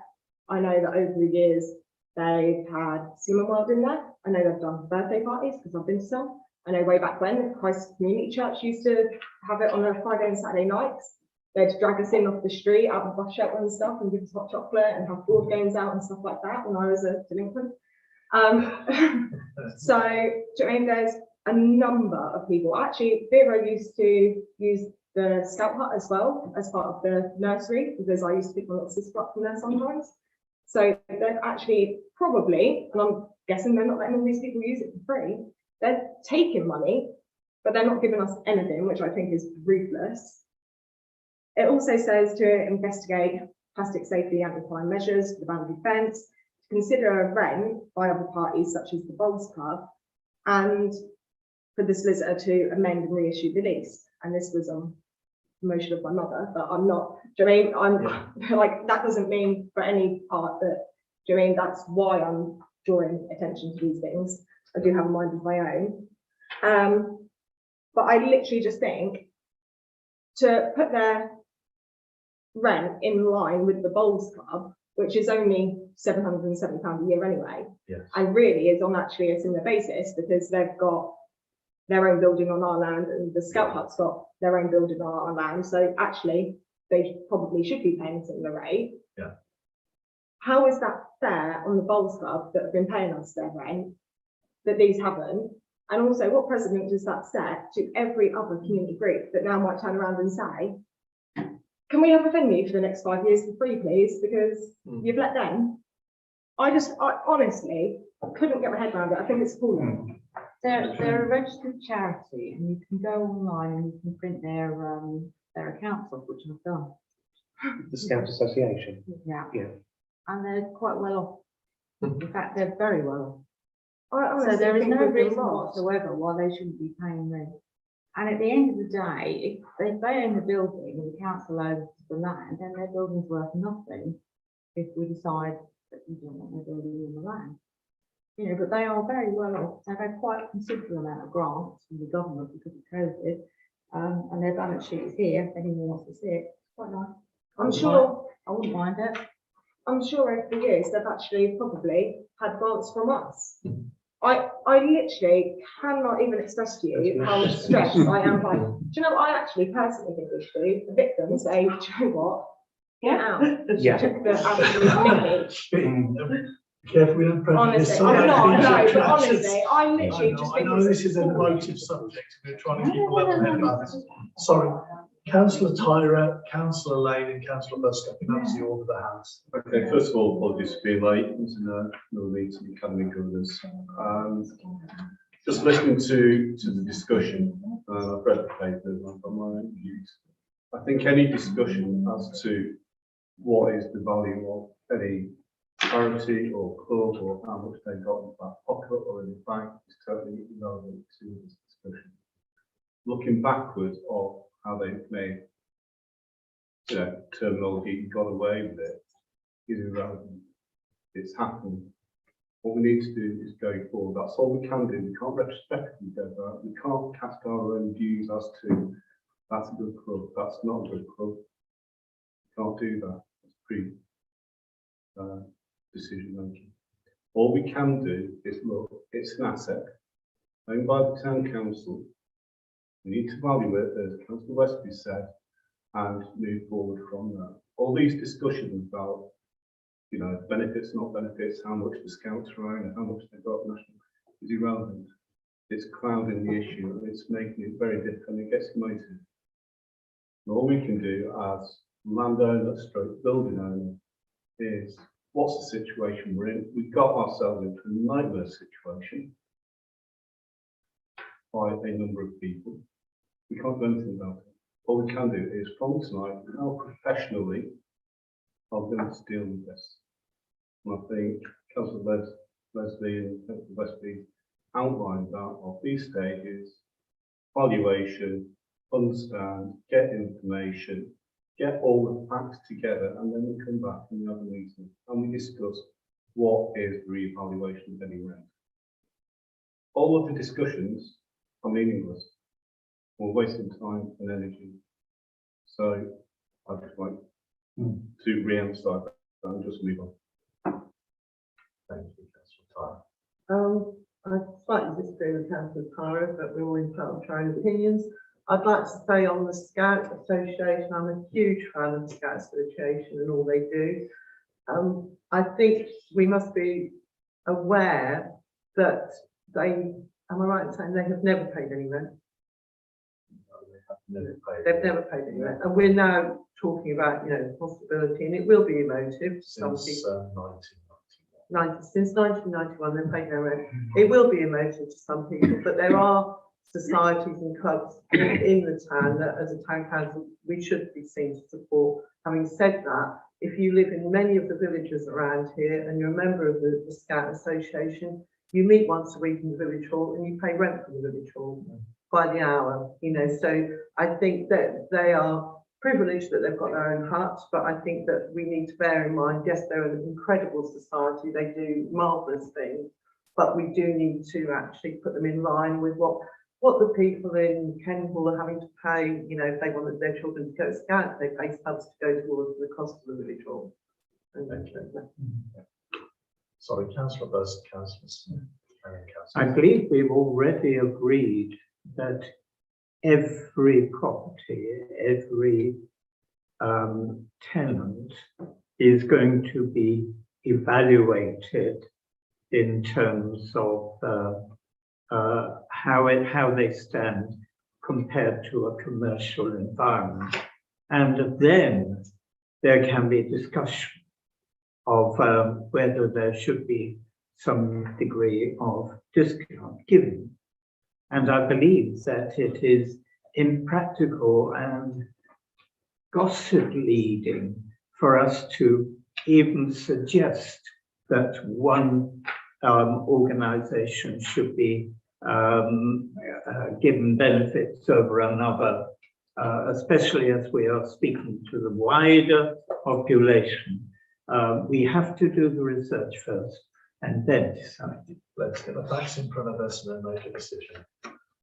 Councillor Smith? Yeah, two points. First is, it relates to both the bowls clubs. There's a huge disparity in the amount being spent, which presumably will get cleared up when you get some sort of review. Yeah. I just wonder if anyone knew legacy-wise as to why one was paying 7 times as much as the other. And the other point is, what's the timescale on us actually getting a sensible commercial rent for these properties? Right. Realistically, we're talking about appointing a valuation team next month. That can take a month, 6 weeks to come through, even with the information that we're able to provide a bit in advance. So you are talking about New Year, January meeting for the council, when we are sitting down with the facts and figures in front of us to discuss this matter. Then you've got to appoint the solicitors to, to produce the leases in line with the wishes of the council, and then it's to the tenants to have discussion. It isn't a short process, but I am hopeful it's not one that will be extended beyond spring next year. So we're looking at a good 6 months of the current situation. There is a potential of that. I'm hoping for it to be short. And I don't want to promise anything that is undeliverable. Well, what's the financial cost to us in terms of or approximate, I don't know, but approximate costs for getting this review done and the financial work, the other side of it? Is this going to leave us more out of pocket than if we left it alone?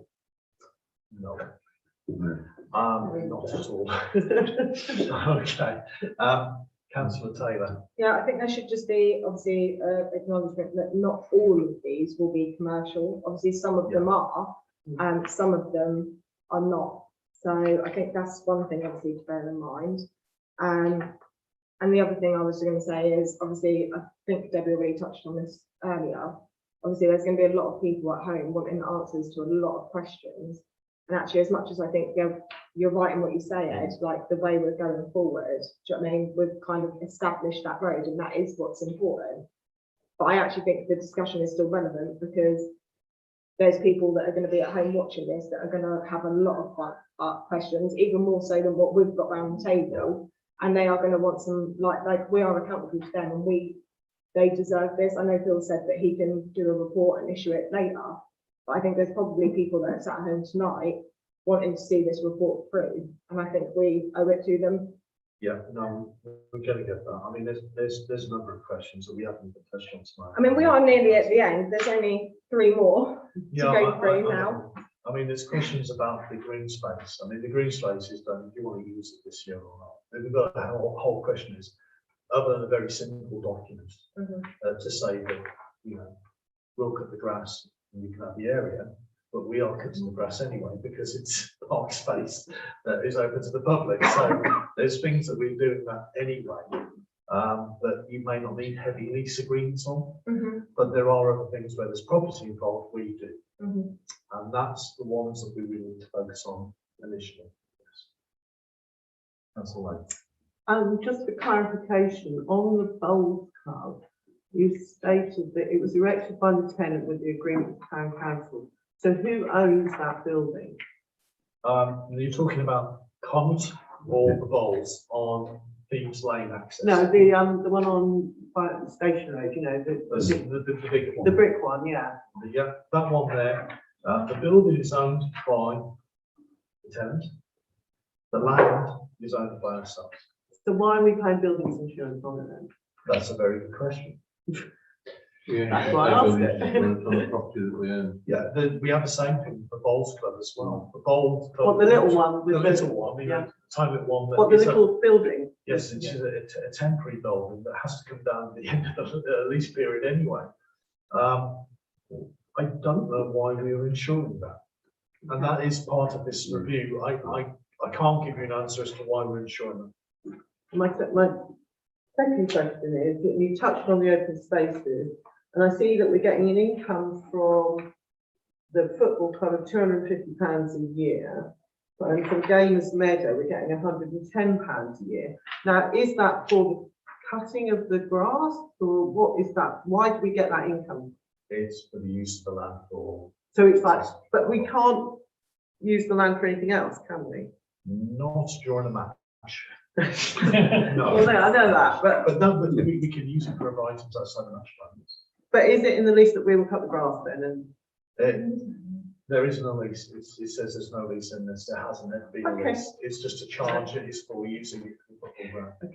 But we do need some sort of formalisation in there to, you know, to outline. yeah. positions. the reason I asked this, there was an incident, I think quite recently, wasn't there, Councillor Taylor, where some dads had to go and cut Gamers Meadow before a match? Yeah, so I did report this to Philip at the Yeah. time as well. Yeah, you know, so I'm just wondering if it's our responsibility to make sure that There's no agreements in Right. place. maybe there should be. Yeah, and that's the discussion, isn't it? Mm. Councillor Taylor. Yeah, so I'll do the open fields first, then I'll go back to my questions on the football club. Yeah. So with this, obviously there's no agreement in place, like you've just touched on, a written agreement, whether it's a lease or what, a written agreement, a formal agreement needs to be made. The rents, to be fair, use of the field, do you know what I mean? Yes, no one else can use it while they're using it. I don't think that's so much the problem. I don't think cutting's the problem, because we'd have to cut it regardless anyway. I think we used to mark out the pitches. I don't know if we still do, or if someone else does that, or who pays for it now. But We still mark out the pictures, I understand.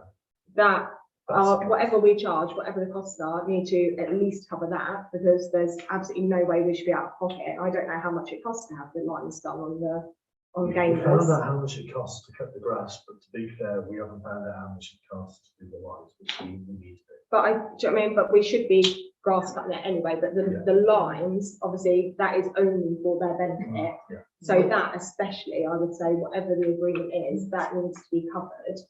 Do our ground staff do that then? I don't know who does it, I just know that historically we have done it. And we still mark out. As far as I know, we buy all the marking chalk. We do the running pitch as well, don't we, on the Yeah. second field? Yeah. So whatever it is, and again, if we're marking out the running pitch, why are we charging the footballers for their football pitches, but not the athletics academy for the running pitch? I know anyone can use the running pitch, but do you know what I mean? Like I could go down there tonight and decide I want to go for a run, but I just think, well, I couldn't because I'm here. But And it's raining. I think it's the principle of it. Do you know what I mean? You've got to treat everyone equally, and I think that's the main thing. When I spoke to my mum about this as well, obviously being a previous member of the GPNF committee, when she challenged why it was only £110, because I'm sure she did at the time, they were told that the reason it was a lower rent for the gamers site than the rec was because it was the youth football that used the gamers site. That's why it's less than what the rec is because it was kids and the rec was adults. But also there was a challenge about the fact that because there's also a pitch which hasn't been included in this, on the bottom field, the dog field, where the running track is, there's a football pitch on that field as well, that they'll sometimes ask us to mark out. And they used to do it because there'd be little tournaments or whatever that spill over, because they didn't have enough pitches for all the kids to play. But then Bar 33, their team started using that pitch. And when that was challenged at the time, and I believe this to be the case, I'm not saying it's 1000%, but this is what I believe it to be the case. When that was challenged, that the football club were then subletting that pitch and renting it to Bar 33, they come back and said, no, we don't pay for the pitch, like they're not being charged for the pitch. But they were being charged for the use of the changing rooms. And I think what they were being charged for the changing rooms actually significantly outweighed what they're actually paying us for the use of the land. So actually, they were drawing a profit and making money off of their agreement with us by actually getting us to pay to mark out the bottom pitch for them to let someone else use, so they could get some money for using the change funds, I believe. I think we could be having discussions like this about each of these sites for a long time, so I'm mindful we're almost at 9 o'clock now. Mhm. And what I suggest we do is, this was the starting point, Mhm. of which allows us to move forward. And I suggest we have an agreement in place already for appointing an evaluator. Mhm. And then we also have an agreement, which I will propose, if you don't mind. Yeah, before we move on too far though, I do have a few points in the football club, and that's the last one, and then we can. Okay, I'll tell you what, I'll humor, let's do this in the football club. Okay, thank you so much, thank you so much. So on here as well, on this one, it says tenant trustees of Atborough Football Club. Now, again, looking at the 2019 minutes, there was an email sent in that actually said that a new tenant had been put in, but the current tenant had just gave it to a new tenant without even consulting us, because they somehow thought they had the power to do that. That's correct. Which is insane. So this new tenant, I don't even know if we were ever told who it was, or, but we actually, Not officially. we actually rejected that. In the minutes, they were rejected and said, no, we're not going to accept this new tenant. And actually, there was a resolution made that they would be evicted and that the town council would take ownership or management of the football club again. Now, personally, if that is the case, I think personally, if once this review's done and it's put into place and we've got evaluation, I think it should actually be let for a letting agent and people should apply if they want it. I don't think it should be given to a tenant that was supposed to be evicted 2 years ago. And actually, what I think would be better is if we actually honoured the resolution that was made and the town council took ownership of it again, or management of it again, because actually it would be far more beneficial for us, I think, financially. If the football club wanted to use it or so on, they could use it. They could rent it for an hourly basis, which I think we just accepted. The town hall income from rental was £653 for September. So we were getting £650 a month for bookings from here, and it was benefiting the whole community because anyone can book it. If the same basis was done with the football club and it come back into our management, we would then have another building that could serve the whole community, not just one specific set of the community, which is footballers, and could generate a better income. And also the bar at £160 every Friday and Saturday. If you put that into context with how much, I don't know, the Bowls Club or whatever is paying a year, you'd only have to have a bar 5-6 nights of the whole year out of all of those weekends to pay their year's rent. Like, do you know what I mean? At the moment, what it is at the moment at £520, you wouldn't even need 5, you'd need like 4. Do you know what I mean? 4 nights, and that's if we tendered the bar in there. So we could hire it out for use and tender the bar and have an income from the bar and from the hall bookings, and we'd be quids in. And that resolution's already been made 2 years ago. And personally, I think that's what we should Can I do. just add to that? On the football club's website, it does say right at the bottom, from 2019, the Atborough Town Football Club has been run and operated by Scarlet Events. Which is a limited company. So we're talking about a commercial enterprise that's doing this. Yeah. We've got a lot to sort out. And listen, I'd be very careful though. Please don't get so caught up in the prejudiced decisions that have got to be made before the facts come in. Let's get the facts together, and then we'll determine what we're doing as a council on the facts, on the information that we're able to gather together. I know in every single instance, you're going to turn to any one of the pages on this, and we're going to spend the whole night speaking about the errors or the intrigue that's going on about it all. It's not good, and we have to acknowledge that as a town council. So it's about what we do now to correct it. Sorry, Phil, because you probably want to cut my hand off at this point. You're all thinking, Taylor, just sit on them. But can I just ask then, going forward, when this is looked at, can we specifically, just in regard to the football club building, can we just actually look at the income generated through the bar and through the hall bookings that the town council done, and actually compare that to what it could potentially be if it was to be let? So if we let that building, how much would we get for it, a month, a year, whatever? And then can we also compare it to the income of that the town hall generates through the bar and through the bookings, and compare the two and see which one would actually put the town council in a better financial state? Because I actually think it's definitely something to consider for the purpose of that room, what it could be used for. The woeful shortage of community space anyway, so the more. It's just doing our due diligence. You know, it's common sense really in many ways. Sorry, Councillor Busk, I am going to draw us to a close. Yes, I agree.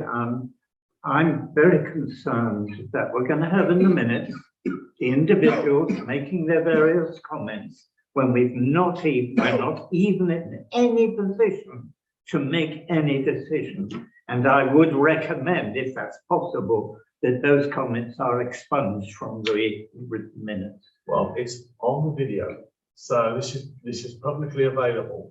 What we tend to do in the minutes anyway, as we have done, is record only the main points for the resolutions. So that's what we are trying to do anyway. So a lot of this discussion won't be recorded in the minutes. Items where there's actions may be explained as part of the resolution, but this recording is available for anyone. So the latter proposal, as part of this tenancy review that we are looking to engage with at the moment, is that following the evaluation, we will gather the information together of the relevant sites that we can make an informed decision, and then appoint the legal processes to get the leases in place. That is it in a nutshell. That's the process. But when we discuss this, it will be at a public meeting. So we have the information available for scrutiny. May I make this a proposal? Yeah, that's my proposal. If you want to second it, Councillor Busk, you can do. If there's show of hands for approval. Thank you. Can I just make one point? One very last point. Yes. In response to Councillor Busk, I think as councillors at these meetings, these discussions, it's our duty to voice what we're hearing the electorate talking about, and I think that's why these discussions are important on any subject. I agree with Phil on that we don't need to minute everything, but I think it's important in public meetings that we actually put across to the public that we are listening to them and we will raise points for discussion. Thank you. Okay. Are we going to let the kitchen? Do we need a proposal?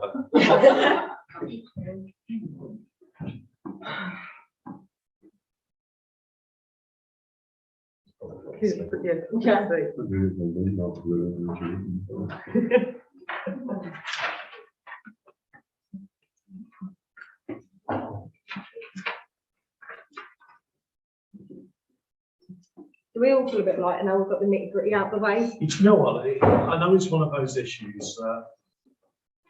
You just feel ashamed even bringing it up because of how it is. Even though I wasn't around as a councillor for any of it, I still feel responsible for it. But what I do feel responsible for is sorting it out. And we have an obligation. Okay. Any other items? Just very quickly, we are looking to buy a TV and stand for under £500 to conform to the financial regulations and discretionary spending, so that we can host virtually people joining the meetings. And it can be used for display of agendas and other items at these meetings as a useful tool, because we do have people who want to join us virtually. Rather than send people in, we don't have the means of doing it at the moment. So it just allows us to do that, and it becomes another tool that we can use within the higher of the facility itself. Okay, Does any councillor have any objection to that? Make sure it's a big screen. 55 inch is what we're going for. If we go over £500, we'll have to go over £500 if we go 65 inch, so we've got to stick there. Are you buying locally? We will endeavour to do so. Thank you. Item 13, which is councillor email accounts, something that we've been mooted around for a few times. And that is that councillors be added to the Microsoft 365 email accounts that we're setting up as the town council. So you'll have a councillor email account that we can advertise on the websites. So it keeps all the official correspondence. If you're anything like me, you get hundreds of emails every day. It helps organise council matters separately. It becomes a formal channel as well. Yes.